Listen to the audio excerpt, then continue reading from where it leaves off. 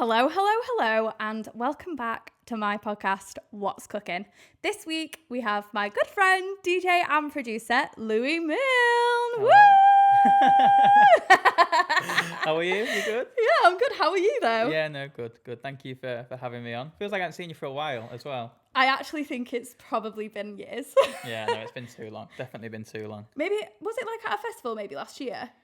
Probably. I feel like after uni we sort of bump into each other at events and whatnot, isn't it? So maybe a festival. I'm trying to think. It's been a while. It is too long. Yeah, I would agree because it is good catching up. We've definitely caught up for like an hour before this episode started, so please excuse us if Good it sounds if we're repeating ourselves.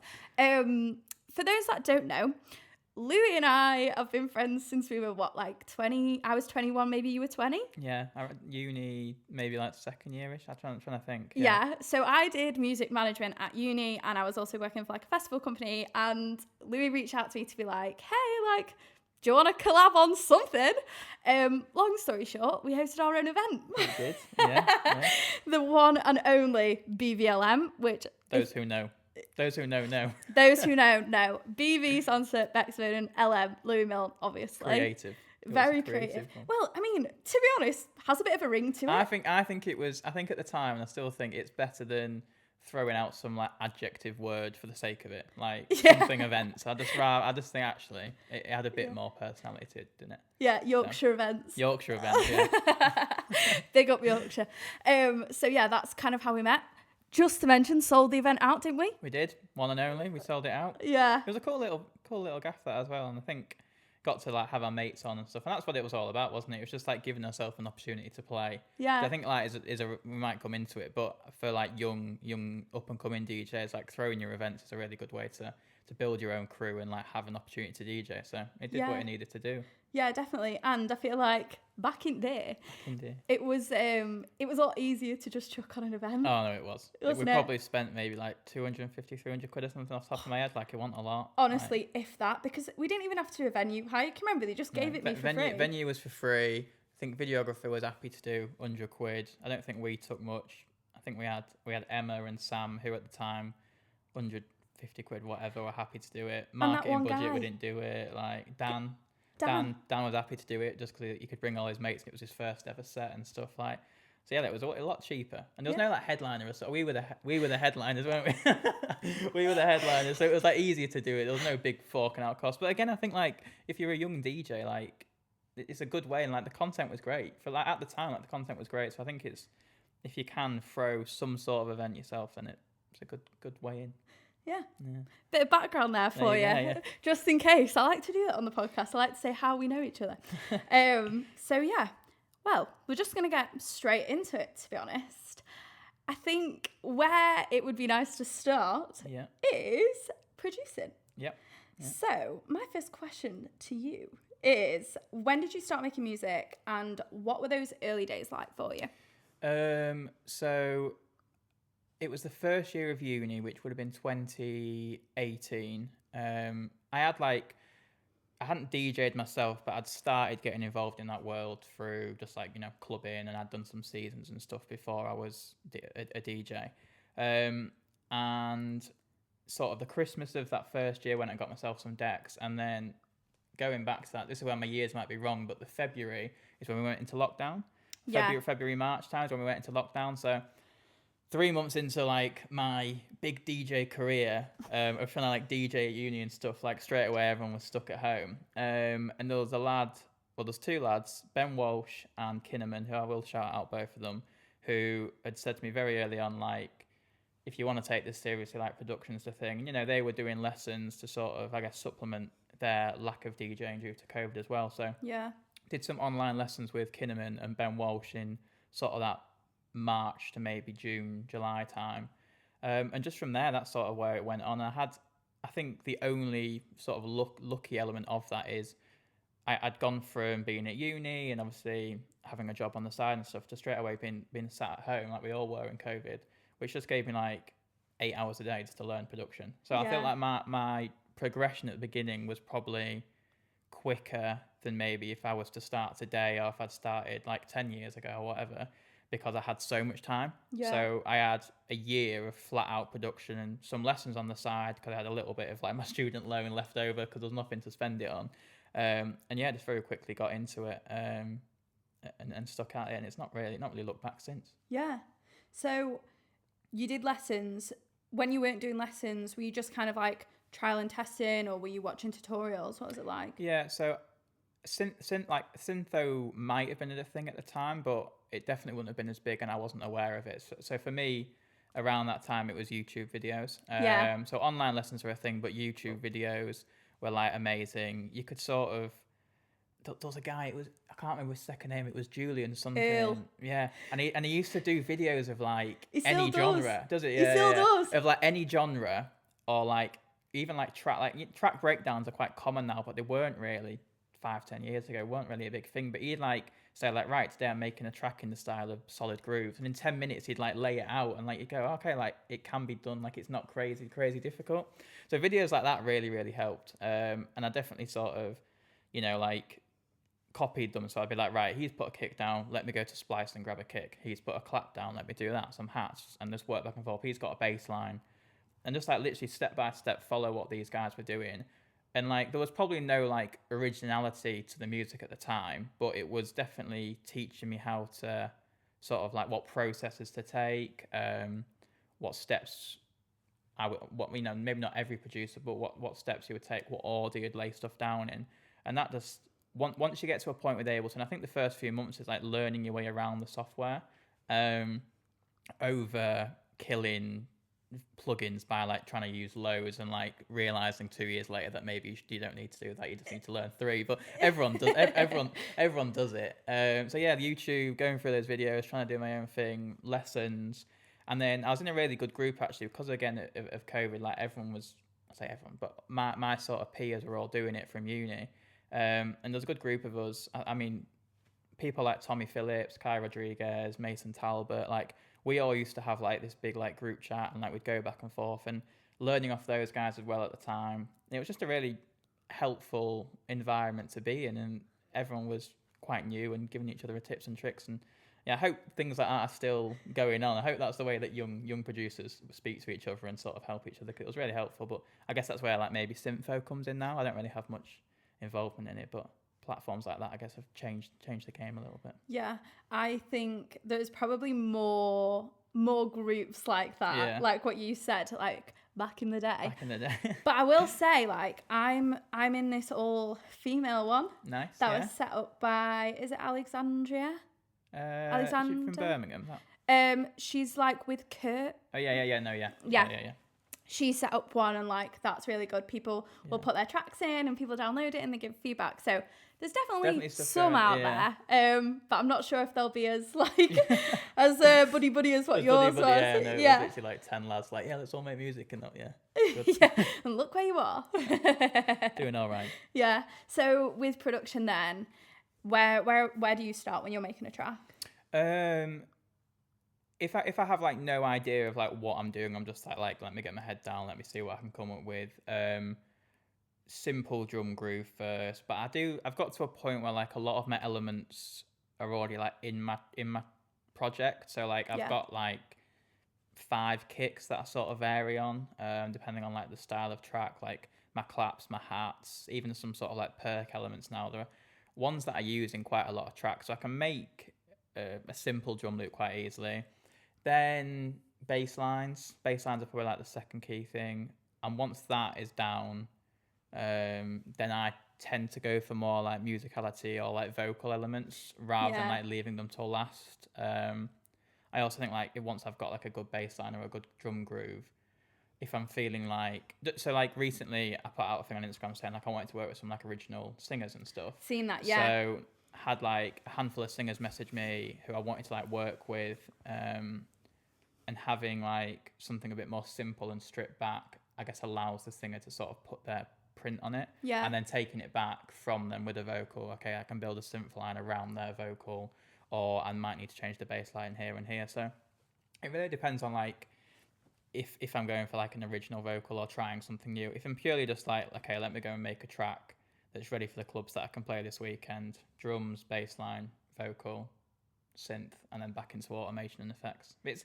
those sort of tracks are not simple, but I'm trying to like explore more options with my production now and like work with more original vocalists and try and like find like different elements that I'm maybe like become accustomed to sort of using like my key ones, where I want to like try again. Okay, like now I've got my sort of blueprint. Let's stray away from that and try and find some new cool stuff. Yeah.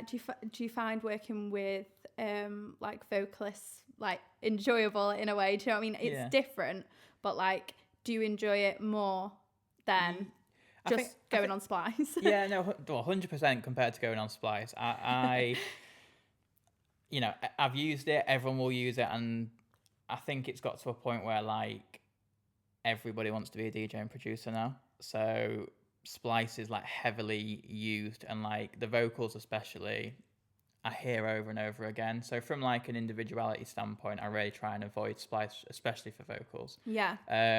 So I do like sample. I try and sample like old records or like even like newer stuff, and then like change the pitch of the vocal, and just try and be a bit creative. But having that with a sample, you sort of sometimes feel like you're shoehorning it into a track a bit. Whereas if you've got like an original vocal and the bass line's there, 9 times out of 10, the singer will be able to go like, right, okay, here's the melody as such. Let me do something. And usually it's quite a cool. And, you know, even if that track never comes out, it doesn't end up being like club ready or finished. It's still an original piece of music. And I'd rather do that. And okay, maybe it's not the most polished thing that I'm going to release, but it's like an original piece of work. And I think there's more like longevity and credibility to that than whacking on some loops that everyone else is using. So. Yeah, for sure. I've seen Youssef quite a lot say like he wants tracks with original vocals. Yeah. And I think it's also easier from like a legal point of view, isn't it? Yeah. I think like I don't own a label or anything, but like when I even like look for like promos and stuff, or when people send me like having something original really like can take a track from being like okay, that track is cool, the bassline element is really nice or whatever, but if I'm listening to like 100 promos and one's got an original vocal that I've never heard before and the track around it is pretty good, I'm more likely to listen to that and think, okay, like I can take this into the clubs and no one's ever heard this vocal and whatever. And I think as a producer as well, like if you've got something original, there's more like longevity in the record. If you like listen to like if you name like a classic that you know has like 10-20 years longevity as a piece of music, they might have like sampled something from years ago, but they're not using like a Splice vocal. There's usually some form of like originality to it. So I think as a producer or, you know, a label owner like Youssef, original music will always be favoured. Yeah, I agree. So speaking about production, what was the first track that you made that kind of made you think, yeah, I think I'm on the right track? Yeah. Can you remember that? Yeah, I think it's difficult because I listened to James's podcast on here, and he was sort of saying about like it's that proof of concept thing, like once like another DJ approves of it, or you know, like I think he was saying how Jamie Jones is like a massive influence, and if Jamie approved of it, he was like, right, it's a good track, and if Jamie didn't, no, it's not. Yeah. And obviously like he's changed his mindset on that now. But I think for me, like I was just like so excited by anything that I was making that I was probably a bit delusional to think that everything was good. And I was like, I remember you've heard it here first. Yeah, like the first track, like it's daft, and it's probably just like I think it was excitement. But I remember the first track I made, and I don't know if you could call it a track. It was probably like a 1632 bar loop with like a drop in the middle and like some terrible vocal, and like I thought that was really cool. Yeah. And I remember like putting like a video on like my Instagram story of like this like thing, and like obviously all your mates at the time are like, well, that's really good, because they're none the wiser either. And then like I started putting more like terrible clips of music up, and everyone's like, oh, this is brilliant. Like, this is amazing. So there was never a point for me where I was like, oh, like my music is like terrible. I think obviously on reflection you go, actually bloody hell, like it was terrible. But it's all part of the process. I think in terms of like where I really knew that like, okay, like this has gone from just an idea that, okay, I think is good, but it isn't, to like an actual piece of music, I guess I've had 2 chapters in my career, and I think the first chapter, the commercial stuff, Closer, was a track that like straight away, like the recognition I got from it was a key point to me. Okay, like I can make half decent music now. Yeah. And then sort of into the second part of my career, I guess second guessing would be that track that I was like, this track is getting like so much recognition that I know I am competent as a producer. Right. I think I know what I'm doing at this point. Like, don't get me wrong, there's still loads of stuff that I need to learn, loads of stuff that I want to do. But I guess those 2 chapters in my career, those are the 2 tracks that really stick out as being, okay, like I'm okay at this. Yeah, I was going to say that they were big tracks. Yeah. I remember they've done well. They've done well for me, obviously. Yeah, I remember when you'd played at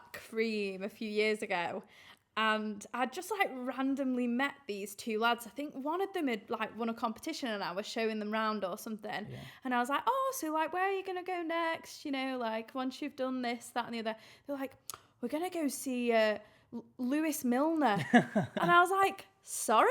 I was like, you mean Louis Millne? They're like, yeah, I've heard one of his tracks, Closer. I really like it. I was like, well, actually, it's my pal. But I remember thinking, Jesus Christ, like that's mental. Like that's what they've listened to. No, that's stuff like that is still like mental to me now. Like if someone comes up to me and says that, oh, I really like that track, or like stories like that where they've gone, oh, someone said like they like your music, and I'm like, what? Like who? Yeah. I want to know who they are. Like we were at the warehouse in Derby last week, and one of Chloe's mates was there, and she was like, oh, like my younger brother, like Mic Check was one of like his favorite songs, and like he says like the hook line all the time in the house. I'm just like, that still to me is like a mental concept that people like will listen to my music outside of the clubs. Yeah. And like that can be someone's like one of someone's favorite tune. It's still a weird thing to process. Yeah, it's so nice though. Well, it's nice. It is really nice. It's nice recognition. I feel like as well sometimes those moments come when you really need it. Yeah. No, yeah, definitely. Do you know what I mean? Yeah, definitely. Okay, cool. Bit more techie. What is one production habit that massively improved your music? I think having like my Ableton is a different word than preset, but having my project saved so that when template, yeah. So when I get so when I go into Ableton, I'm not like, oh, let me add like an audio track for whatever, or like a MIDI track for this. Like I've got kick, clap, hats, bass line, synth line, some effects that I usually use, maybe even some like a general arrangement. So I can go in and off my like drum rack, there's like 5 kicks. Like I said, there's 5 kicks that I tend to use, and of those there's like 1 or 2 that I really always tend to gravitate to. Yeah. So having that template there, because it just speeds everything up, and then it stops the sort of, I think if you're going through and having to like find a kick and you're clicking through 20 samples, like it can just dull your creativity straight away. For sure. So having that template there to speed everything up for me, and I guess templates will be different for different people, but having a template there that I can just click in, let's go, let's make some music. And then, if I've had like a bassline idea, I can get that bassline down straight away, and a usual sort of sound is there ready waiting for me. Yeah. I can go and change it, or, if it's a vocal, I can quickly temporarily use all these drums that are already there, and does that vocal work? Because quite often you'll think of a sample, you'll put it in a track, and you go, actually, when you slow it down or speed it up or pitch it up and down, like it doesn't actually work. It was more of a cooler idea in your head. Yeah. So having that template there ready to just crack on and get that creativity flowing is my trick. Whatever. Yeah. Did you learn to do the template by watching other people, or was it more of a formula that you just naturally found through learning? I think that would have been taught. Yeah. I don't think I would have known that you could do that. I think because you like having elements that like I tend to go to, you can save them, can't you? Where you like color, you can have like your color system in Ableton, and I think that was like my original start of like saving elements. But then once I was told that you can actually just have a whole project saved, it's like what you just go into, then that was definitely taught at some point. Yeah, when you say that you've kind of got like a rough structure, are you doing that by adding like locators throughout the track? Is that how you're doing it? Yeah. I used to have like a rough arrangement for me I think I base it off second guessing, to be fair. Yeah. And that arrangement is usually around 5 minutes. Yeah. And on my sort of like 16 32 bar intervals, I've got those locators. And I mean, like now the project is sort of laid out where like the MIDI will drop out of like elements. So okay, like it's quite explanatory that here is where a new element would come in. Yeah. But definitely those locators for like unfilter my kick, add my bass line, and then like obviously on the outro, like, and then your breakdown. So there's all that in there. Yeah. Okay, that's good to know. Yeah. Nice little bit of knowledge. And then 3 plugins that you couldn't live without. What if I was gonna be starting production tomorrow? What would be your 3? Yeah. Recommend? Bass lines for me. Sub boom bass, the Rob Pappen. I think it's Sub boom bass 2. The Rob Pappen one is like my go-to. I think more incredible shouts, Diva and Serum. I don't really tend to use Diva. I've just not. I think I had like a cracked version of Diva, and then like it now doesn't work, and I've just never like gone to buy it or get it. But Serum, I use a lot as well. So I'd say like those 2 are like, one of those is going to be in every track. Yeah. The Fab Filter stuff is like, I think it is quite expensive, but again, I got it cracked when I was early days, and like that is like, don't get me wrong, it's not like a must, but I feel like it's just like visibly nicer than like the stock stuff. But the stock stuff's great, like it really is. I think people, come back to what I said earlier, like when I first got my like Ableton and production, there was like loads of like plugins like given to me and like put up and set up for me, and I didn't know where to start. There was just like too much. So I think there is a lot of great stuff out there. But coming back to that, the Ableton stock plugins are great. I don't really tend to use the baseline stuff, but the filters and stuff, like if you're strapped for cash or you're early on in your career, like the stock plugins will tend to do the job. So I would say for me the Fab Filter stuff is great, but I don't think it's necessarily a necessity. So Sub Boom, Serum, and Kickstart, because I do actually think that is better than the Ableton stock one. Yeah. To be fair. Nice. Yeah. Where do you get your inspiration from? Do you get it from, I tend to do this, like I'll always give like an ABC option, but it would be nice to know where you get your inspiration from. Is it from going to events, listening to music, or where do you tend to get it from? I think, not to be like cliche and a bit cringe, but like everywhere. I know. Okay, Mr. Mysterious. How profound. But what I more mean is like I'll go to a gig and like listen to a DJ before or after me, or I'll go to like an event purely as a like just going to have it off. Yeah. And like listening to like my favorite DJs and seeing like what they play. But then also like in the studio, I mean, social media now, like every swipe is a video from a festival or a DJ in the studio. Like it's not, I'm not seeing like my mates pictures having a pint or something. I'm seeing producing this, like everything on social media is what I see. So there's so much like creativity in that sense that like, okay, like this sound could be cool to try and like emulate in my tracks. Yeah. But from like, however the creativity comes about, it's definitely from like hearing other music. Yeah. So like, okay, maybe I've just sat in the car, and I think something that I guess you could say it's a tip. I don't know. Recently, if I'm on like a reasonably long car journey, I'll find like an artist that I've sampled before, and I don't mean like a house music act. I mean like a vocalist that I've sampled before, and then go onto their like Spotify radio feature. Yeah. Put it on shuffle and like try and like listen on my car journey. Is like, okay, like is there a new vocal that I could like play with or do something with? So I guess that is creativity as well, because then I can listen to it and go, right, okay, there's some influence there that I can put that in my track.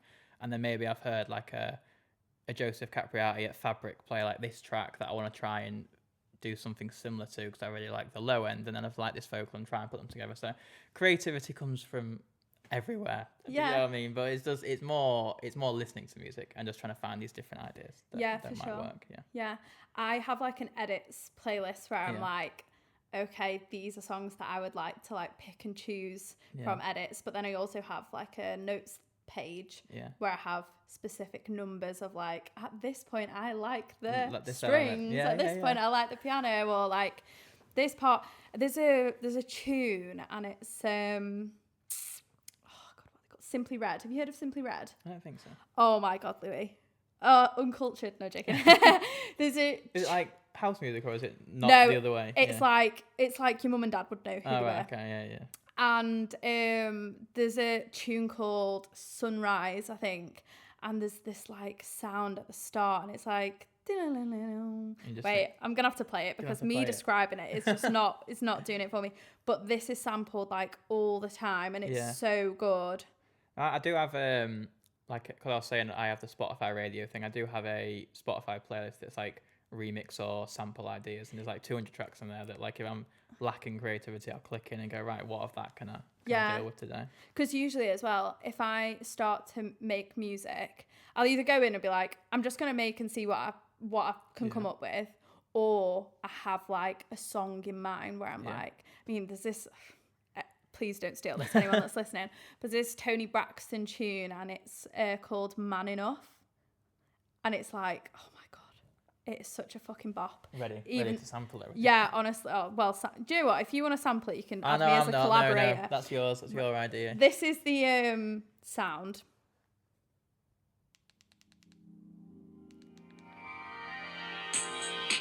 Right? Oh, okay, yeah. Honestly, funny enough, my dad does this. He'll come home and be like, I've heard this song on the radio. Like, listen to this part of this track. Like, I think you should sample it. Yeah. I wish my mum did that. Do you know? I'll be honest, though, the ideas, sorry, Dad, the ideas usually aren't amazing, but I appreciate the thought that he's thinking, oh, this could work. He's not the most musically inclined, I don't think. My mum, bless her. Oh my God, you're going to die at this. She sent me Sandstorm, and she was like, really? Do you know which one that is? I'll play it just to refresh your memory.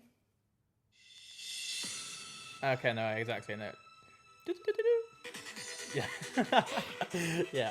She goes, oh, this would be a good one for you to play in your set. I was like, sorry. Thanks, Mum. And then when I went home, she said, did you listen to that one that I sent you? It's good, isn't it? I was like, yeah. Love it.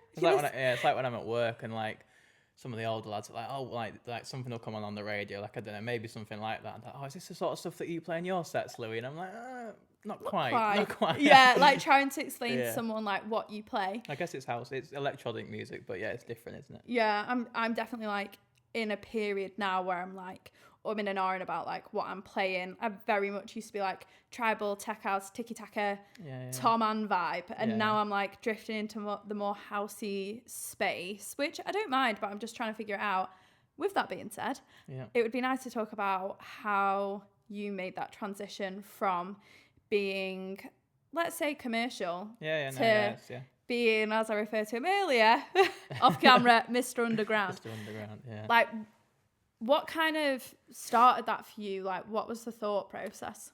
Pure, like, passion and taste, I guess, for, like, different music. Like, I got into, 10 years ago, if you were a DJ at 18, like, it was quite, like, young.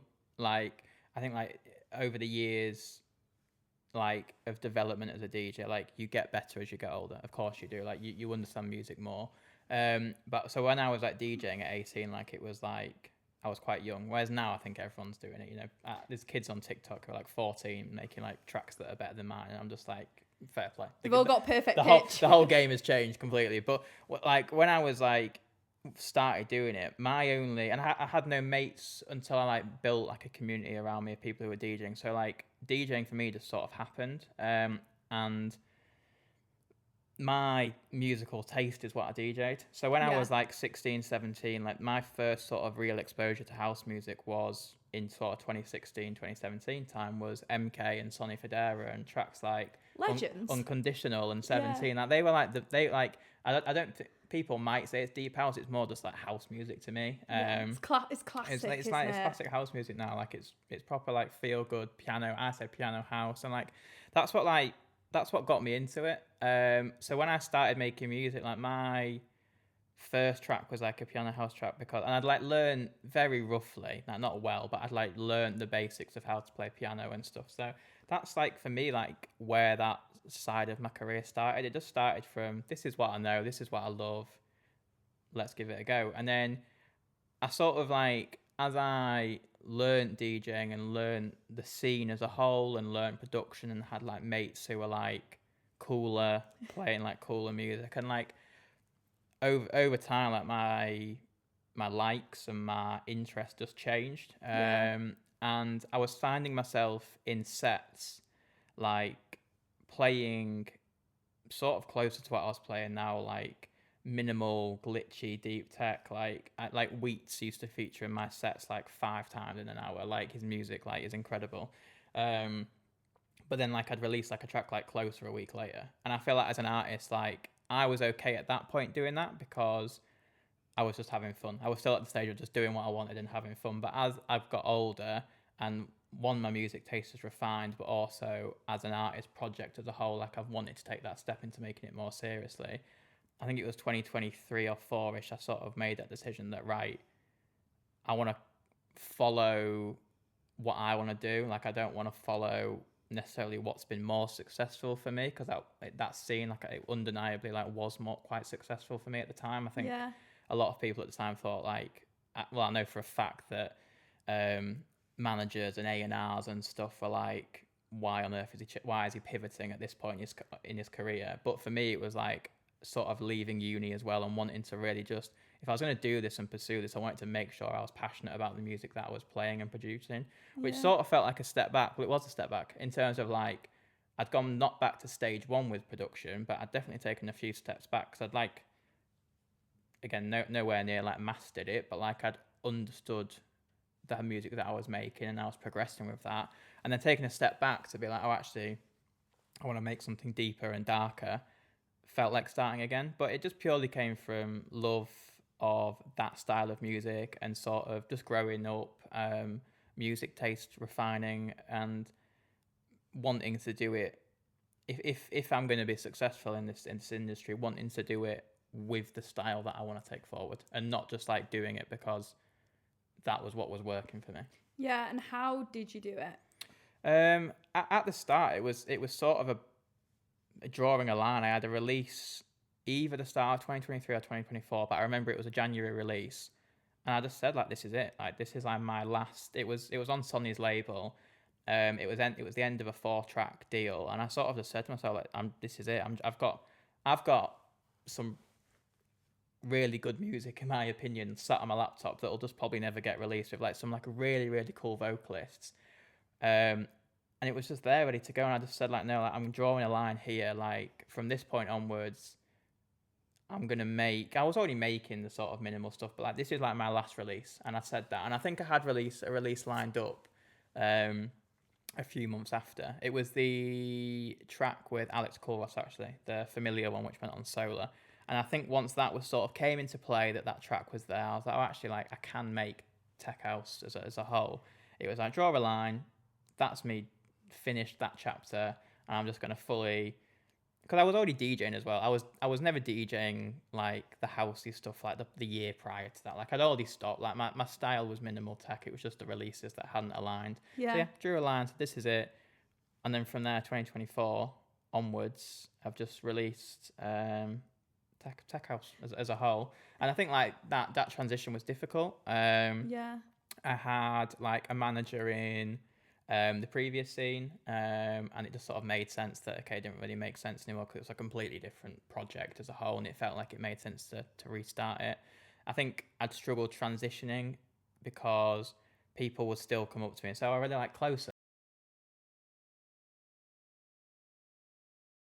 And I'm just like, mate, that was like 4 years ago. And like, I'm just like, I will never release anything like that ever again. But that was like just a different chapter of my career and whatever. And it's nice to look back. And I think last year I actually made the decision to remove anything prior to 2024 off Spotify. So it is there if you dig hard enough for it. It is there on Spotify. But my artist project now looks like it started in 2024. And that was again rightly or wrongly, but because of like how I feel like I was being viewed as an artist, because the way Spotify works, and if anyone at Spotify is listening, this is your fault for this. Spotify puts your top 10 songs based off streaming in the last 28 days. And I had like a song do like 3 million streams.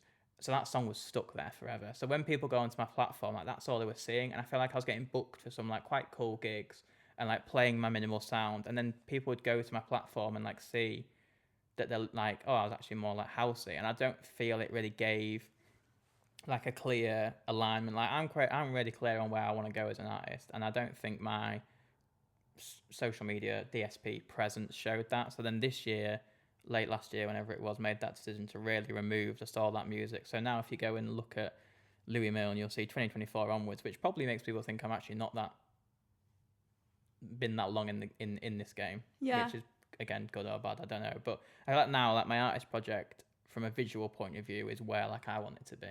So it's been a long process and it's taken 2 or 3 years, and I still, like I said, I've still got people saying, oh, I really like this track, or I really like this track, and it'll I'll probably never shake it. Yeah. It's not like a part of my career that like I'm like don't want to forget about. Like it was still like an amazing part of my career, and I think I look at artists like Weeks and like Clooney, and if you dig hard enough, they've got music on there that's more like commercially edged or like more like chunkier tech house and stuff, and styles change, but even like Sosa. Exactly. So everyone, Eli Brown, Ecstasy. Now he does techno. Well, even like going the other way, like Prosper like used to make, I don't know if you'd call it underground, but sort of like the music was very different to what they make now. And I think like certain stages of an artist's career, you make that decision to push forward on what you really want to progress with. And I think that's just part of artist development. And I think it's really important that as an artist you push forward with the sounds and the music that you want to make, because otherwise you're probably not going to enjoy it as much as you could do. I've got 2 questions off the back of that, actually. Hit me. So first, I'll leave the selfish one till last. First question is, were you getting gigs then and having to turn it down once you decided to change the direction slightly then? I think... How did you get those the newer gigs in more of your sound then? Like what? Sorry, I feel like I've absolutely jumped around there. So I guess I think we're sort of said we'll come to like tips and tricks and stuff, but I think for me, like as an artist, like owning your sound and like following through with that, I think as a uni student, well, ex-uni student, obviously yourself, you see those people who are like super talented but maybe get stuck in the uni scene a little bit because they're like playing like local venues, and it's not that like I'm being like dismissive to those people, but in terms of how people might perceive you because you have to play a certain style of music, it's quite difficult. So I think for me it was like, right, like if I really want to push forward in like minimal, deep tech, whatever you want to call it, I can't accept these gigs and play house music because then people are going to be confused. I'm not really enjoying it at the foremost point of view. I'm not really enjoying these gigs anymore. So there was points where I was like, look, like here's what I play now. Would you be open to me playing it? Like an open conversation. And if they said like, no, like we want to book you because we don't want you to play Closer and MK Sonny for the Air and stuff, I was just like, sorry, well, it's not for me.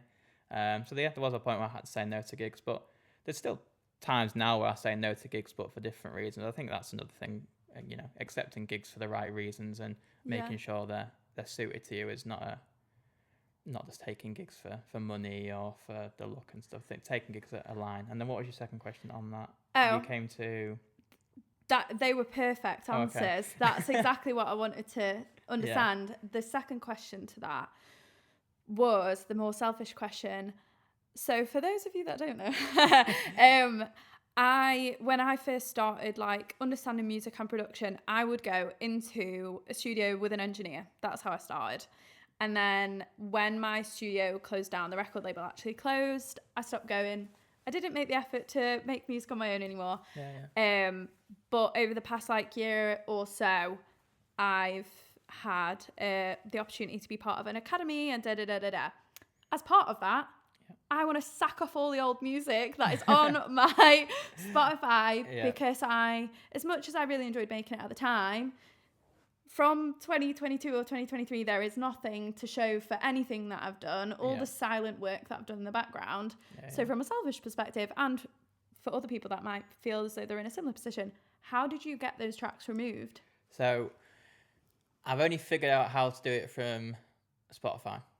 So Apple Music and SoundCloud, they are still there, because the issue, which you might have slightly different, because if the label doesn't exist anymore, then this is getting a bit technological, but just go for it. The rights might not exist anymore for the label if they don't exist. But for me, like all these all these tracks that are released are in like 50-50, 70-30, whatever agreements with labels. So, and they're still making revenue. So for these labels, like, they're not going to just completely wipe them off the face of the earth. I think if I had a serious conversation, then like maybe, but I think the easiest route is you can go directly on Spotify, and it's like a mismatch form, they call it, because, you know, if someone's got the same name, sometimes tracks can get synced to the wrong accounts. Right. Like purely on like an accidental thing, when they go through distribution, tracks get put on like, I don't know, like Alfie rather than Alfie UK, or like there's two Alfies or whatever. Yeah. So there's a Spotify mismatch form which you can just go in and you can just say this track shouldn't be on my artist profile. Now, the only nuance to that is if you've not released any other new music that you don't want to remove, I think you'd maybe have to, and this is from my experience, I think you'd maybe have to release a track, and then once you've got your new one, say the two old ones were not on your account anymore.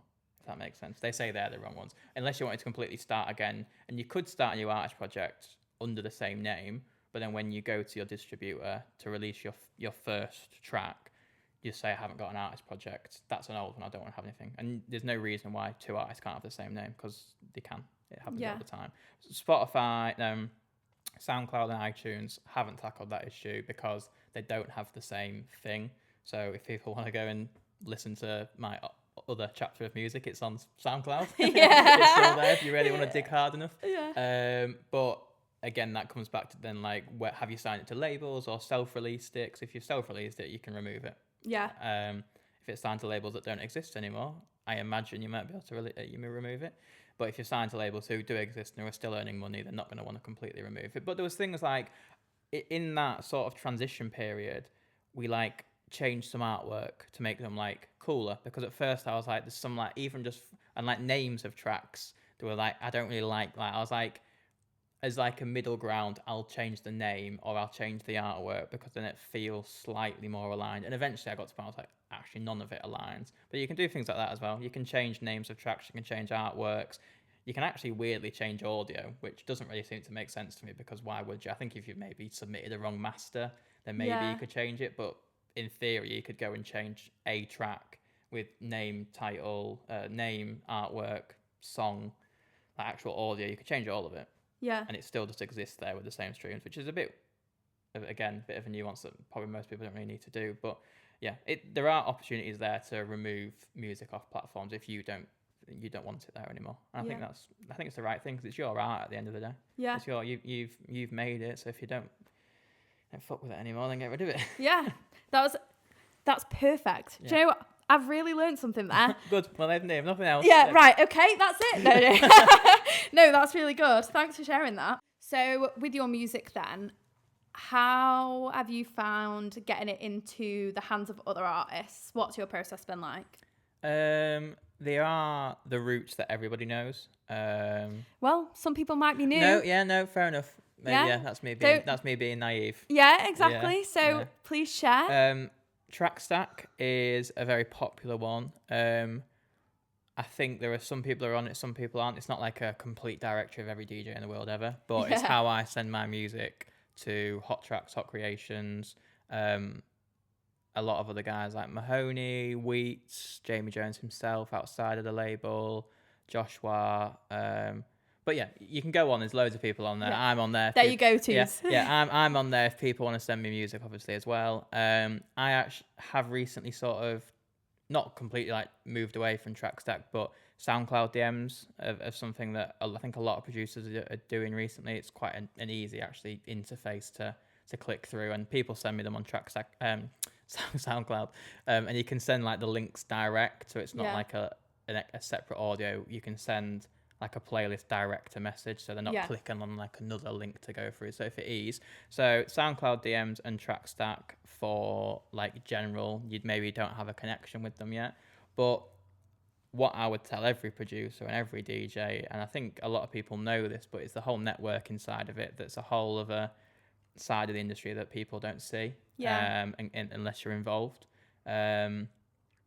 Go into parties, you know, if you want to get your music to, I don't know, some people are actually, I guess social media has helped because some people are quite good. Like, I think if you message like certain DJs who are like doing really well, but maybe not like super, super busy to the point where like their socials are just a mess because they've got 100 messages a day. Yeah. But if you can get someone, you know, like if people Instagram message me saying I've got some music for you, I will straight away, but as soon as possible, reply and say, I'd appreciate if it being on SoundCloud DMs or TrackStack, it's easy for me. But you can get in contact with me. And I think a lot of people are like that. Yeah. Because everyone wants to hear new music and everyone wants to champion new artists. But I think that coming back to the networking thing is like getting in front of artists. I think when I started, like, it was really common to take USBs to raves and try and hand them to DJs. Yeah. And I think there was a video of a guy in America, actually, which, like, shows that I've spoken to some guys in America and they just say to me, like, we are 5 years behind. Like, the whole scene is just 5 years behind. Like, not even in a bad way, but they just say, like, we follow, like, the UK trends and stuff. And I think that's like even showing in that like taking USBs to raves was like something that everyone used to do. And I think if someone gave me a USB at a rave now, I'd be quite fond of it. But going out and networking, going to the raves and the parties of the DJs you want to give your music to. If you can go to a small capacity show where you can potentially physically give it to them, like you might be so close to the booth, or even like a tour manager will take a USB or an email, might have an email for you. Say, oh, well, this, you know, recently I connected with Malp's tour manager because off the back of Second Guessing, he actually messaged Alicia first saying, whose is this track? Then Alicia sent him mine. So I've connected with Malp's tour manager who's got...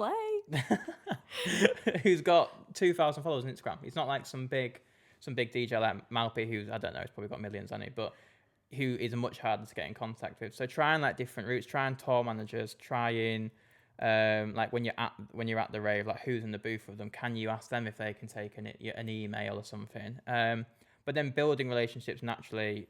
You know, I look at Alicia as an example, or like Wheats as an example, and like these are two people who have become friends, but before that were just big DJs who I used to go and watch and aspire to be like.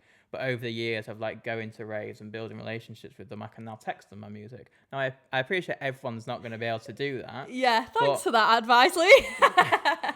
but if you like really, you know, if you really, really want to send your music to XYZ person, there's 3 people who like your music super fits. Get in the face politely, but go to a rave that they are playing. Try and have a conversation with them. The same you would as like if you're a DJ trying to go to trying to get a set at a party. You don't go in and say, I want to play. You say, how are you? Whatever. You have general conversation, you build relationship. And it might not be right that first time you meet them is the chance to exchange music. But the relationships you have in the music industry is so important. And the music industry is a long, old game. It's not a 6-month thing where you make some tracks, you send them out and boom. You could be an unbelievable producer, but if you can't get your music to the right people, or you can't do what you need to do with your music, then nothing's going to come of it, unfortunately. Yeah. It's meeting these people, building relationships over years of doing it to then be in a position where you can then share your music. So get in front. If you TrackStack and SoundCloud are available, not to dismiss them, but if you can get in front of these people, be nice, be genuine. If you've got music for people will listen when they have the time. But the whole networking thing as a whole is important for every aspect of the industry, but especially with sending your music to people. Yeah, that's really nice. Definitely get in people's faces. Politely, just to re-add that. The advice from Blue Mill. Don't come up to me and start shouting at me saying, I want to give you music. Yeah. Here's my USB. Yeah, on that, Second Guessing. Yeah. How did it feel hearing that Max Dean was like, what is that tune? Yeah. What was that feeling like? Where were you? Universe in Ibiza. Oh shit, you were there. Yeah, I was there. Fuck, I forgot that you were there. I was stood behind them in the booth, few drinks deep, no idea what, like, there was no, Alicia, I think I've already told this story before, but Alicia definitely played me like a fiddle because, and she said this in her YouTube video as well, but me and Alicia are great friends, but we play very different so a bit much, but we play very different music, different sort of styles. There are tracks that between us that work, but overall, I'd say 9 times out of 10, and she'll admit, and she'll say it's the same, that the music we play just doesn't match, and that's just again purely stylistic preference and stuff. But I always send her my music because, one, she's a great producer who will give me honest feedback, and she'll tell me if it's crap. Yeah. Or she, on the occasion, like second guessing that she might like it, it's worth sending, because if it, if there's some music there that she might listen to and might like, then it's worth it. So we were in Ibiza. She had Paradise back to back with Max. We'd been out there a few days. I went out with some other mates, Will, her tour manager, and TG, and a few other people. And we were just sat around the pool. Alicia was in the hotel doing some set prep and stuff. I'd had a few drinks. I was feeling a bit confident. I said, look, I said, look, Leash. I said, Leash, here's some new music. Take a listen. You actually crack me up, because I honestly, I said before you got here, I thought, I wonder if I should just offer him a few drinks to loosen you up a little bit. But that's exactly what happens when you have a drink. Yeah. We were where were we? We were in Palm Star Hotel in Ibiza, and complete side note, but you have to put like a 35. It's a really nice swimming pool. Yeah. And we didn't have. We wanted to get out for the day and whatever, and get away from our hotel for a bit. And it's like a €35 minimum spend, which isn't a lot. But it was like 3 drinks. So then it hadn't been like a planned drinking day. So we had like 3 cocktails, and then it was like have a few more or whatever. And we were just enjoying ourselves. Yeah. Obviously, not. As you should. Alicia was in a hotel doing what she needed to do, like complete true professional. Yeah. But us lads were enjoying ourselves. And like I said, I had some new music. It was honestly probably one of the tracks that I genuinely was like, I don't even think it's worth sending. Which is why I hadn't prior. Because like I said, I send everything to Leash. On the off chance, but that track I was just like, it's just so like, I just in my head stupidly I just thought it's not right. So like I said, we had a few drinks, we were all texting and stuff, and I was just like, actually look, here's 3 new tracks or whatever, how many, in case you like them tonight. And she said, that second guessing's all right. Have you got your laptop with you? And I said, oh no, I don't. I've purely just come for the holiday. And she said, oh well, I'd had like, she'd give me some feedback on like some hat either loop or like whatever. So I was like, cool, like here's some feedback for when I get home. This, like, as always, like Alicia will always give me some great feedback on my music. Great, when I get home, whatever. Just carried on drinking, enjoying myself. Live, laugh, loving. Anyway, so we all then meet up. We go to Mambo's. She was playing at Mambo's. We go to Mambo's for dinner. Obviously it wasn't played there. That was really like proper good feel good house music and whatnot. But there was no mention of it. And I was honestly, there was no expectation at all, because one, SoundCloud fix up. You can't see downloads until 24 hours. Yeah. So I had no idea it had even been downloaded. And she already told me there were some changes that needed to be made. So I was like, okay, whatever. Like, I'm still here to enjoy myself. I'm not here to get my music listened to. I'm here to enjoy myself. So true Ibiza style, we enjoyed ourselves. And we get there and we get into the booth, and there's still been no mention of it. But lo and behold, already in the hotel, she's told Elliot, Will and Chloe, and videoed it, that she'll probably play it, because she just thinks it's the right fit for the night. And then I'm in the booth, and 16 bars into the track, there's like a perk, and I just heard it, and I just knew straight away. And Will and Alicia were being all a bit coy and being like, oh, like, what's that, like, whatever. And straight away, I knew that was my track. Did you go all heart? Yeah, I was quite. There's a video of me where I think people are like, oh, you look like you're like pinging, but I was just like flustered. I was just like buzzing. In shock. Oh. I was just like, it was like Universe's first year being open as well. It was obviously like all my mates were in the booth, like we were all having a good time already, and then I hear my track comes in, and it's just like a real moment of like, okay, like my music is good enough to be played at the biggest club, and I guess it's actually now the #1 club in the world. Yeah. So if my music can be played at a party like Paradise, which is a real goal for me, the biggest club in the world by one, like an unbelievable DJ with Max Dean's reaction and Nick Yates's reaction and everyone in the booth looking around. Like, it was just like surreal and mental and one of the top moments of my career by far. And it really did change things for me as well. So I've thanked her a million times and I'll thank her again. But for playing that tune really did make a massive difference to my sort of trajectory, I think. And confidence as a producer as well. Yeah, that's so nice. That's such a lovely story. It is a nice story. It's like wholesome as hell. Like, everyone's just waiting to see that you're gonna react. I know, yeah. I can feel how it made you feel, if that makes honestly, sense. Like, just being sat with you. And then, like, everyone like knowing as well, like Chloe and Elliot and stuff, all knowing that like it's probably going to happen. And like the only people who didn't know was me and Sam TG. We were just like sort of really enjoying ourselves. Did you? Yeah. And then we're just enjoying us. We're just really IB for enjoying ourselves. We'd had probably way too many drinks, and we were just like there to have fun. And next thing, I'm like, that's my track. Yeah. And that was just It's I put it on my story the other day, but it's like the down. The bass automation on that is filth. It's really nice. Oh, it's so good. I'm at a point now where I could admit that I'm like, that track is really. I really so like. good. I still play it, which is nice. Well, I think for me, like for the longest time, I was making music that like I'd play once and then like leave it. Yeah. Whereas now, like, I mean, that track was released in September, so coming up for at least 6 months. Like coming up to it, I guess maybe 9 months or whatever. And I still play it. It still works. As you should, though. Yeah, it still sounds nice. And like, there's not that. Obviously, as a producer, there's bits that maybe I would change now, but it doesn't need to be. It's a track that was made at the time, perfect for what it needed to be. And I still play it. And yeah, that track will hold. And that moment, obviously, of being in universe with Alicia and Max playing it, and the whole crew there will be one that will sit with me for a while. That's so nice. What opportunities kind of came off the back of that?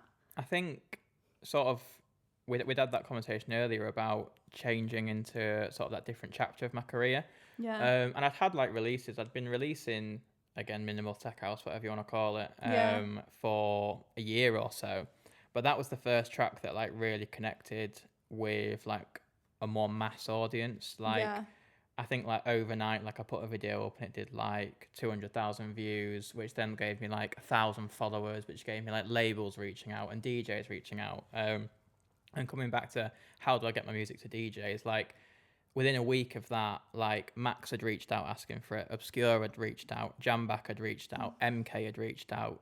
Like there was like DJs who like I've been trying to get music to for years, asking me for music, and it just like opened so many doors on that aspect, because the video went and did what it did on socials, which then helped it connect with people. Alicia reposted it, like people from all avenues reached out, labels, A&Rs, managers, agents, other DJs, and it just like completely from that aspect gave me more connection. But also I think personally, like the recognition gave me a lot more confidence in my craft and my like ability, because I was a bit unsure whether like, you know, I'd made the right move from a like personal standpoint, but had I made had I jumped too early, had I bitten off more than I could chew, that type thing. And that moment just solidified that okay, I can do this if I keep pursuing it, and it opened loads of doors.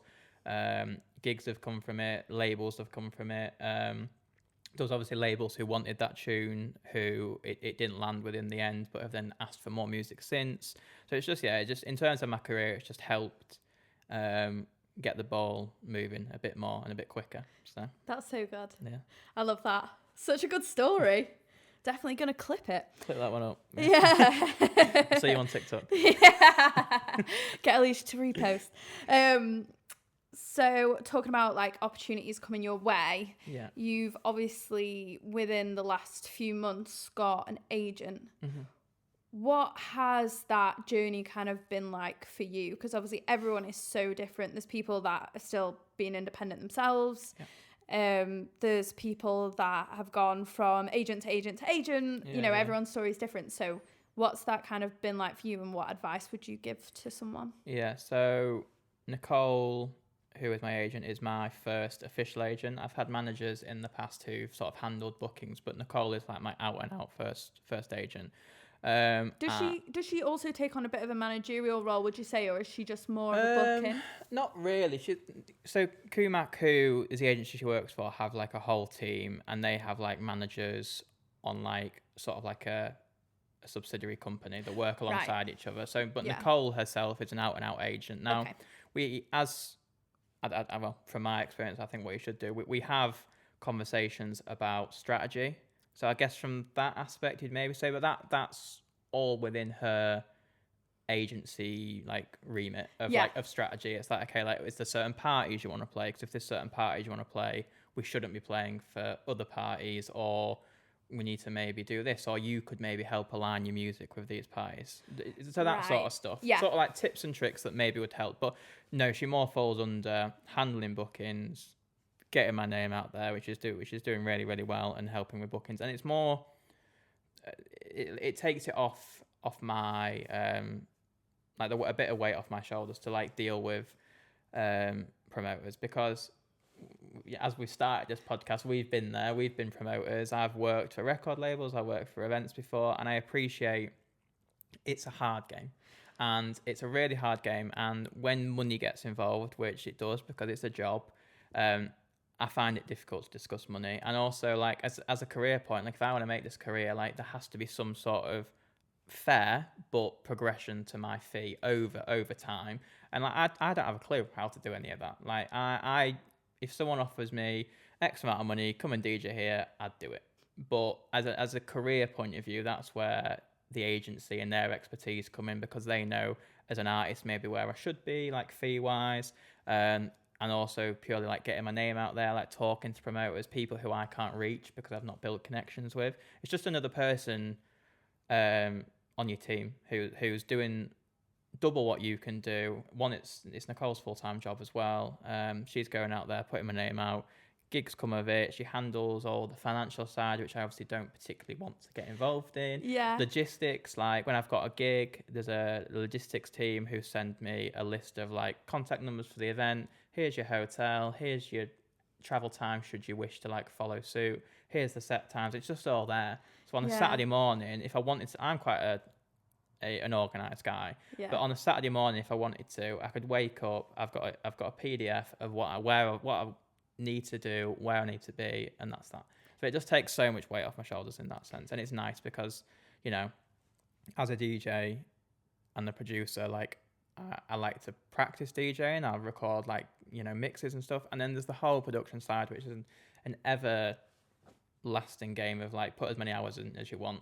So the hour or two that might take me to invoice or like pitch out to promoters and stuff can be handled by someone else.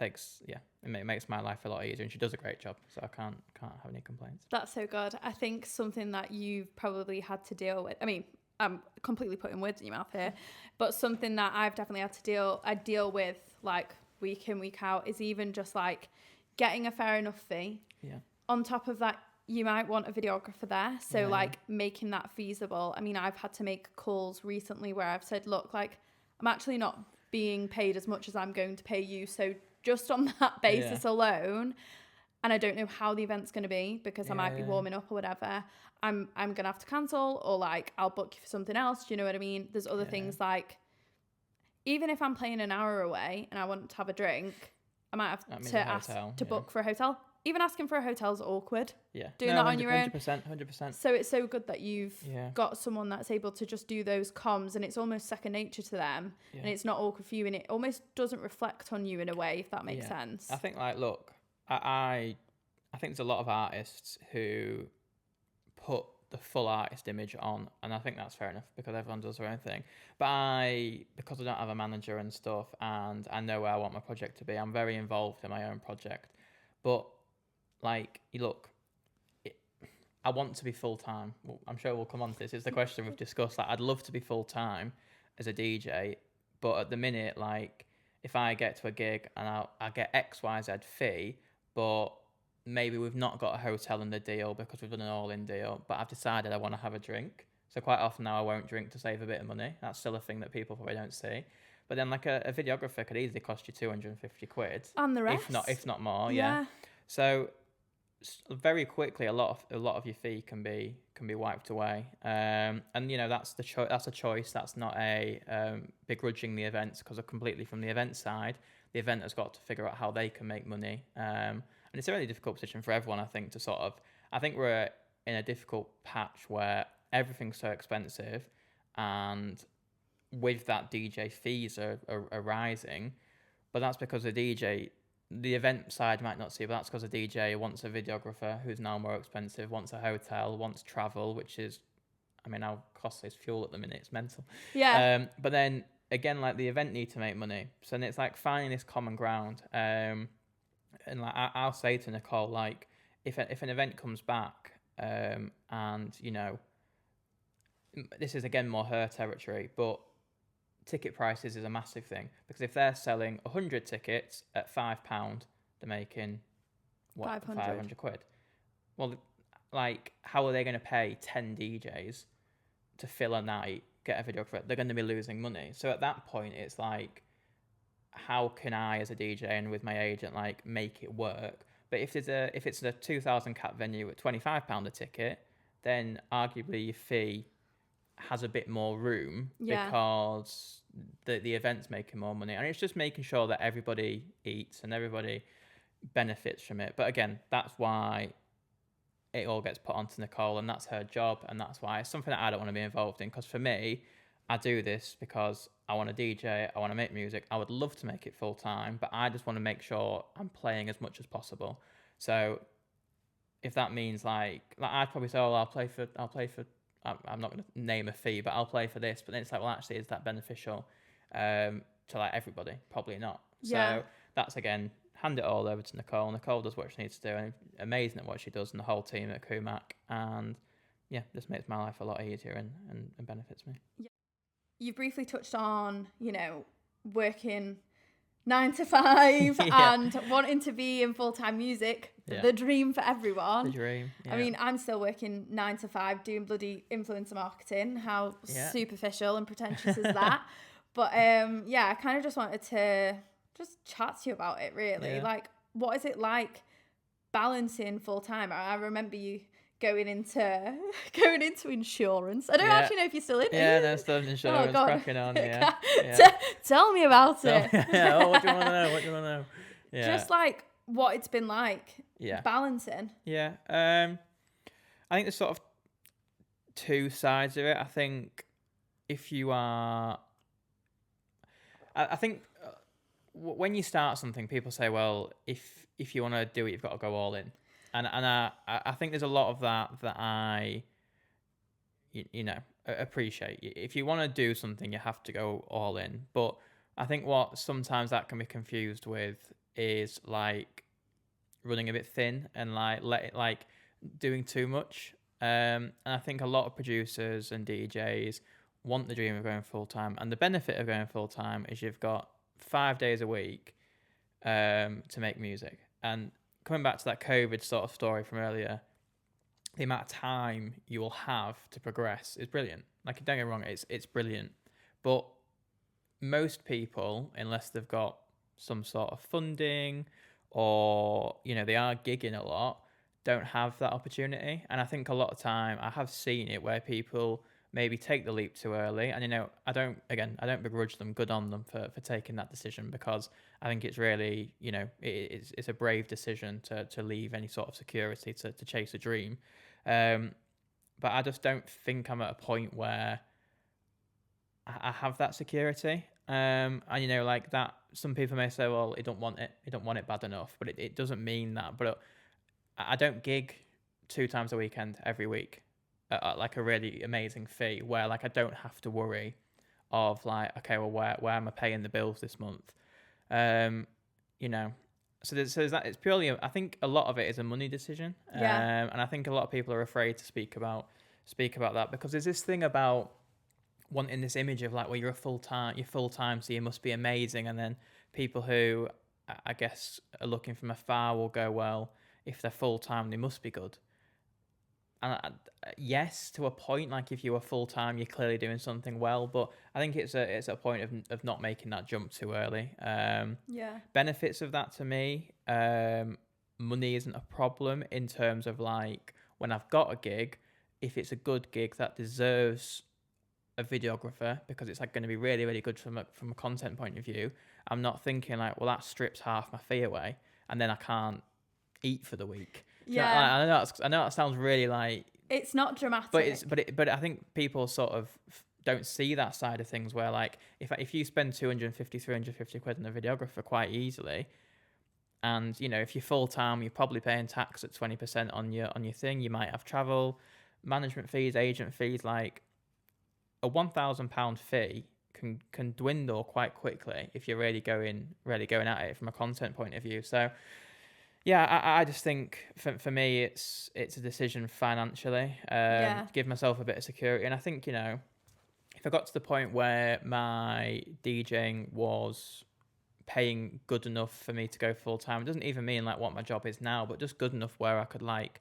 I wouldn't have to worry about whether I can eat for the week or whether I can pay any rent or my car or whatever, then yeah, I would definitely take the jump. But I'm just not in a position right now where my career is at a point where I could fully just do it and tomorrow like live off it. And as well, like, you know, I still want to like network. So I'll be going to Ibiza. I think we've got 4 trips planned at the minute. None of them are for gigs. Some of them are holidays, but a lot of it's to go out and network. So we're going out to like Paradise Opening because I want to really, again, meet the Paradise team. Like I've sort of been lucky enough to meet those guys now, but meet the Paradise team again and keep showing my face. Now that it's a holiday. I'm not going to pretend it's not a holiday, but it's money that if I was full time, I might not have the cash. Yeah. And like coming back to getting in front of DJs who you want to share music with, well, that might cost you £50 train, £100 hotel to go down to London for a Saturday night to go to Fabric. If you're a full time DJ who's that's all your income, and then the other side of it is doing gigs that maybe don't suit you because you need a bit of cash. I've spent 3 years of my career making sure that my project is where I want it to be. So I'm not going to go down to, I don't know, the city doesn't matter, but I'm not going to go somewhere on a weekend to play a gig that might pay me more money and might mean that I can eat for the week and pay my car off and whatever, but really doesn't align with my sound and I'm playing a different sound, because for me that doesn't make sense to my artist career. So it's each to their own. I'm just at a point where like I want to play what I want to play, my sound, and in a sense that I have a full-time job, the money isn't an issue, so I can put all the money back into marketing, into like ads, or I can just pure content videographer. So it's mainly a financial reason, but it's not difficult. Getting home from work at 5 p.m, let's say I go to the gym or go for a run or something, get home at 6, half 6, well then you need to have some dinner, then it's 7, half 7, and then you're like, well I probably want to go to bed like, I don't know, like midnight or something. You're sitting down at your laptop for 3 hours to make music, and there's sort of that benefit of when you've got 3 hours, I actually think I make more music than I would have had 8. I've got 3 hours here, let's get something down. Whereas if I've got 8 hours, I can actually sort of be a bit more slow with my method. I think I found in uni, I slowed down with production a little bit because I had too much time. So I think there's benefits again to having that short period, but sometimes it's like I'm just too tired, or I've got some like life admin, or I've got a gig at the weekend and I need to sort of figure out my music for that. So production time can run a bit thin. And then, you know, if you've got a gig on a weekend, and just say you've got a really good weekend where you've got a Friday, Saturday, then that Sunday, more power to you if you can. But I'm not thinking I need to get in the studio because I'm knackered. If I get in at 5 o'clock on the Sunday morning and I get a train home, I'm not home till 3. I might have some lunch. It's 4. I can really force myself, but I'm not making good music because I'm hungover, I'm tired, and I've got work at 8 o'clock in the morning.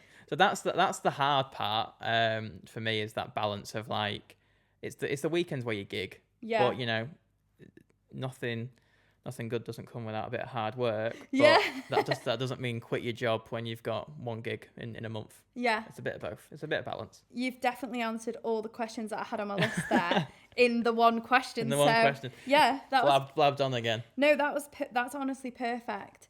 I think, like you said, if you are absolutely knackered, it's giving yourself that grace of like, I know I'm not going to go into the studio today. I don't know if you feel the same, but like I definitely have like I'm not going to say producer's guilt, but producer's guilt, if you know what I mean. No, like, yeah, definitely. Yeah, yeah. When you don't go in after work. Yeah, yeah, yeah. Especially now, like, I'm obviously doing this whole podcast thing. Yeah, yeah. Lol. Yeah. I definitely experience that more because I'm like, all these hours that I'm putting into, you know, give people a platform and share advice and, you know, be a resource that people probably need.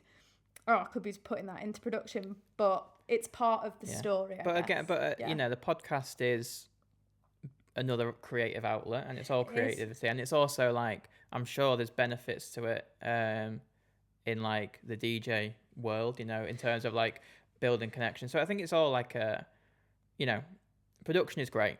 Production is, if I had to put one thing at the top of what is going to build a career, it's probably production, because that's the way that your music gets heard and whatever. But there's all these other little things. I say little, I don't mean little, but like the DJ side of it, the production, events, label, podcasts. Like, there's all these other things that will like add to your bow.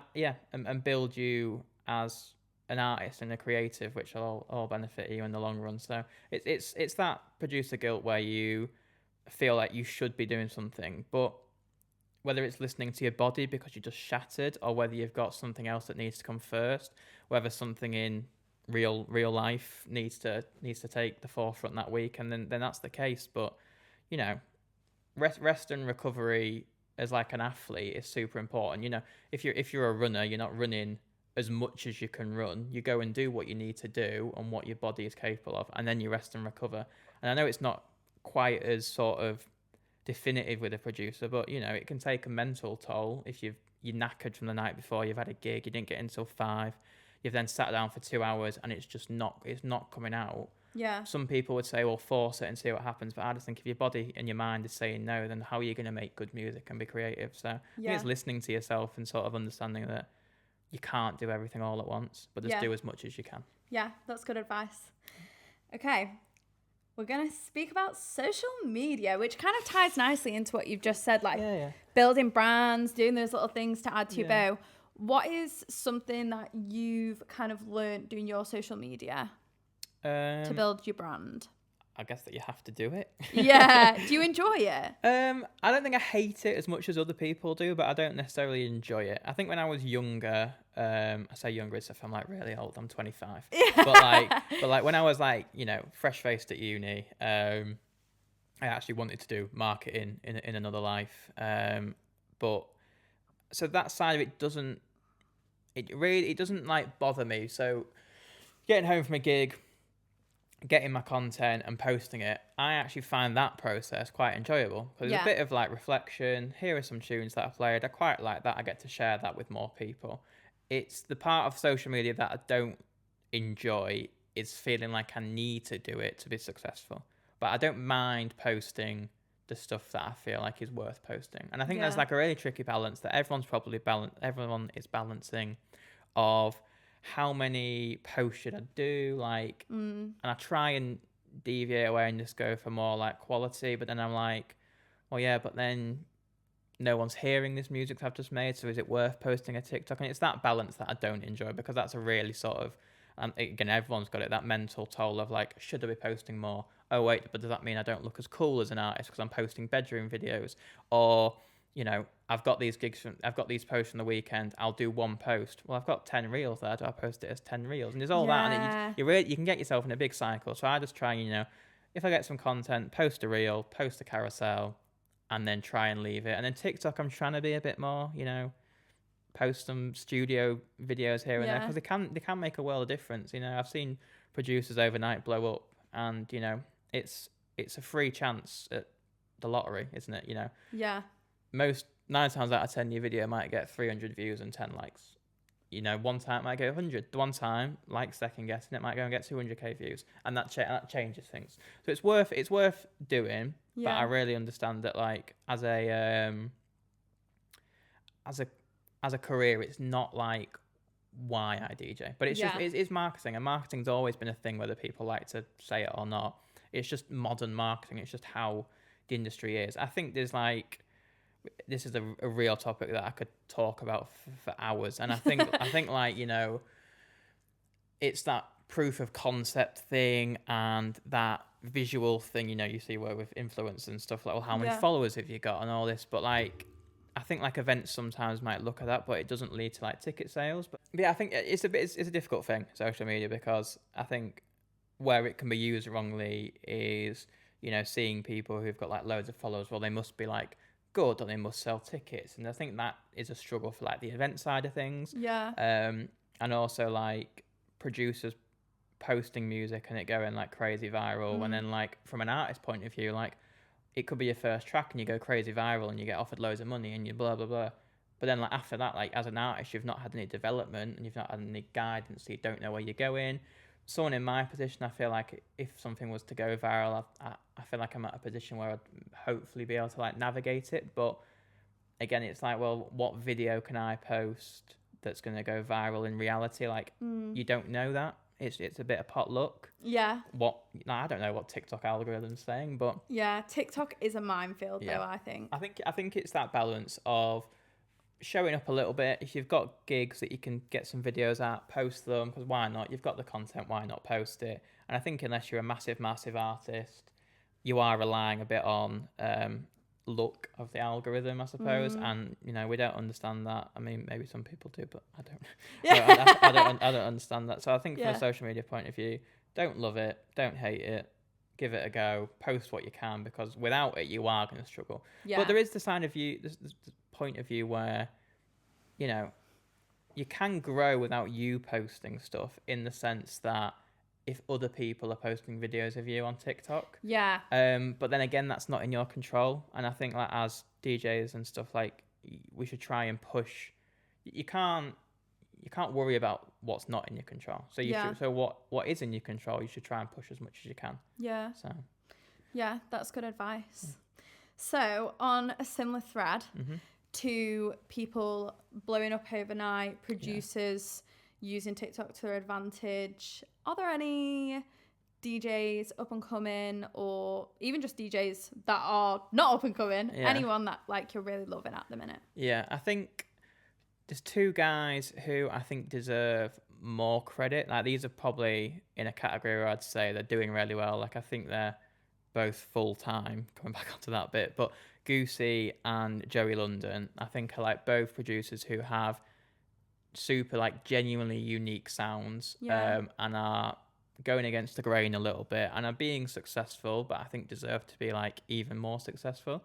But I think that will come for them, and I think like they are obviously they're full time, they're not doing badly, the boys, but they are boys who I feel like in a few years could very easily be like selling out like big venues and stuff. And I think like as artists, as like an up and coming artist, if you're looking, they're guys who are like going against the blueprint, not just following what's current, trying to be creative. So Goosey and Joey London. In terms of more like up and coming, I mean, he's been around years, but like Bailey Brown is a guy who I think like deserves so much more credit. I collabed with him a few years ago. He is like so embedded in the scene. All sort of like my crew and mates and stuff all like love his music and play it. And some of the big guys are playing it as well, but he's just another one who's not quite had that like recognition from the masses. But I mean, there is literally loads of artists. There is, I mean, I get like promos all the time, like I said, on SoundCloud and Trackstack, and there is some like really, really talented artists. But the reason why those three stick out to me is because they're like not following the crowd. And I think that would maybe be a tip, is like, we have these great platforms like Syntho, and I think there's the one that Ryan and Lauren do, that super serious coaching or whatever. It's called something like that, but one that Ryan Nichols and Lauren do and stuff. And like we have all these like great platforms, but as a producer, like try and like find your lane, and that doesn't mean like go crazy and like do something like completely against the grain for the sake of it, but like if you find sounds that work for you, or you can take inspiration from some older records, I think it like makes you stand out more, and probably puts you in a better light in the long term, because you're not just following trends. So that would be more of a tip based off of the guys that I'm loving, is coming from the fact that those three are making some like really cool independent individual music. So, tip and three who I look out for. That's nice. Love those. Okay, we're coming into the roundup questions, which is fabulous. So I asked all my guests these questions. There's 3 questions. And just honest answer them honestly as you can.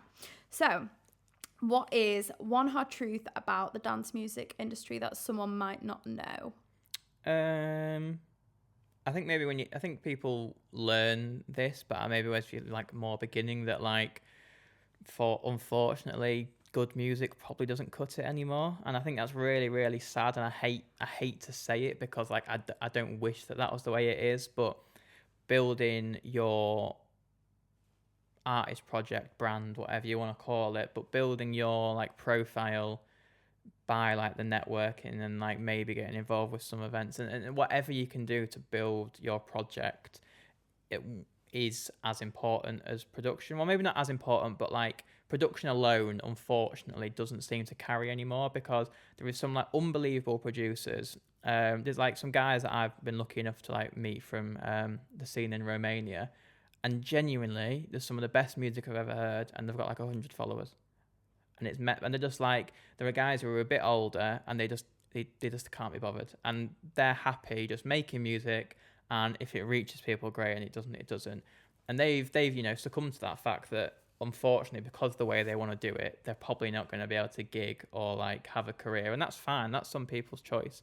But like this guy genuinely have 150 followers, and they make some like incredible music, but because they don't want to do socials and they're not that bothered about networking.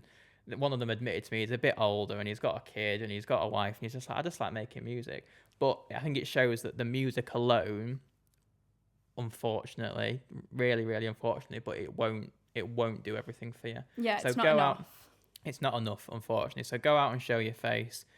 Do what you can on socials. It's not the be all and end all, but do what you can. Get out there. DJ as much as you can. Meet people. Produce alongside that. But feel like do what you can to be the whole package as much as possible, because there's so many people doing it now, and there's so many people who are brilliant at it. Like I said, it's 14-year-olds on TikTok posting videos of polished music that like it's like unbelievable. So like what's the difference between them and the 20-year-old or the 25-year-old or the 30-year-old? Like what's separating you? And it might be a bit of luck that track goes crazy viral, but that's probably come from content, and then that's that whole like so figure out what you want to do and put together a whole package as an artist. I think people buy into personality and what people's beliefs are, and building a crew of people can come through that, not just you're a sick producer. So, yeah. That's nice. What advice would you give to yourself 5 years ago? What would you say? Little 20-year-old Louis. 20-year-old Louis, God, yeah, what were I doing then? Making closer, yeah. I think probably personal advice, and this probably doesn't really work for many other people, but at that time... That's the next question. Oh, right, okay, yeah. This is for you. This is 5 just for years me. Ago, yeah. Is, if I could look back, I'd say make that jump sooner, but only in hindsight, and that's, hindsight's a wonderful thing that you can look forward as much as possible, but things only make sense when you look back, don't they? So I think, it's a hindsight thing saying, well, make that jump earlier. But I think for me, like, that would have been it. Like, and I guess the tip from that would be to like follow your gut and follow your sound and truly follow the stuff that you're passionate about. Yeah. And just like, if you've got something going on that's like in a good position, but you're not quite feeling it, just be brave to make that decision a little bit earlier and follow your gut. That's nice. That kind of answers the next question, but I'll ask you it anyway, and then if you feel like you can add to it, you can. What advice would you give to someone wanting to be in your position? Well, the follow your gut thing, definitely. I guess something like a little bit different. I think learning to navigate the industry as a whole, and I think that only comes from time. And I think people see overnight success, and it's that age-old story that overnight success comes after 10, 15 years of hard work that people don't see. So if you're new, like, get your feet in, get involved, and know that it's going to take time. And if you're prepared to take your time with it and do things at maybe a slower pace and like learn why things are the way they are, and like how to do things, and like who are people who like you should look up to, and who you can meet, and all that comes with just time, and just take your time with it. And I think on the time thing, that comes with like learning how to like internally navigate the industry. Like with every success that you get, there's probably like 10 negatives from it. That's hard. I am quite it's probably, again, I'm not that old, but it's probably come at us of age, and I've been in the industry for 8 years, that I'm a little bit pessimistic at times. But I think that's because like every time you have success, the chances are a week later there's going to be some sort of rejection. Now that it's not the end of the world. It's a label have decided they don't want your track, or something as silly as like a video you put on socials did terrible. Like there's so many like little things that are a bit like, oh well, that's a bit crap. Yeah. But like they sometimes take away the enjoyment of like the high, and like I think like as you learn and spend more time in the industry, I think you learn to appreciate those highs more. So I think like when you get like those good moments, like the moment will pass, and like there's going to be like another benefit, or like another maybe like something that you're not quite happy with come along. But just enjoy those highs, because they can be frequent if you do really well, but quite often they're few and far between at times. Those big ones, big ones. So when you get those big moments, if they come quickly, then fair play to you, enjoy it. I remember I had a BBC Radio 1 play 6 months into production, and at the time I had no clue how like big of a deal that was. And I was sat on a train, I was like, oh, that's cool. And I was just like so naive to like how cool and how big of a moment that was. And I think maybe going back into the last question, like looking back again, is like appreciating those big moments and knowing that there are going to be some lot of rejection. So navigating those ups and downs comes with time, but just like thinking, if you're in it for the right reasons, learn to navigate those up and downs and enjoy the process. Yeah, nice. Yeah. Okay, we're on to quickfire. Yeah. Answer these. Try to be a bit quicker than I've been with these other questions. Try keeping like one or two words. Right, okay, yeah, cool, yeah. Right, you ready? Oh, it's difficult, this. It's not bit of a blabber. No, it'll be fine. Ready? Favorite track you're rinsing right now? Pedro's 1-2 Step. One DJ you'd love to go back to back with? Capriati. Best crowd you've ever played for? Malta last summer for a boat in Malta. Yeah, I was sick. Favorite closing track? Oh, for me, Armand van Helden. I want you to. I knew it was going to be that. I honestly, I could have guessed. I know it's quick, but I have been trying to like not play that as much because I just reach for it all the time. And I've been playing like MK Burning and stuff, but Armand van Helden, I want you soul. I'll just reach for it all the time. Yeah, maybe you go for another Armand van Helden. Yeah. Maybe. Yeah. One city that always goes off. Manchester. Oh, lovely. Yeah. Dream festival to play. Ooh, Some Waves. Oh, good one. After party or straight to bed? After party, probably. maybe, but I think overall, if we were 50-50, it'd probably be after party more, yeah. Okay. That quick fire question's gone out the window, hasn't it? If you weren't in music, what would you be doing? Probably still sat insurance broken. Yeah. I think insurance broken, I'd still be here probably, Yeah. Yeah. That's all of them. Thank you for sitting with us whilst we chat away. This has been What's Cooking with Bex Vernon and Louis Millne. Woo!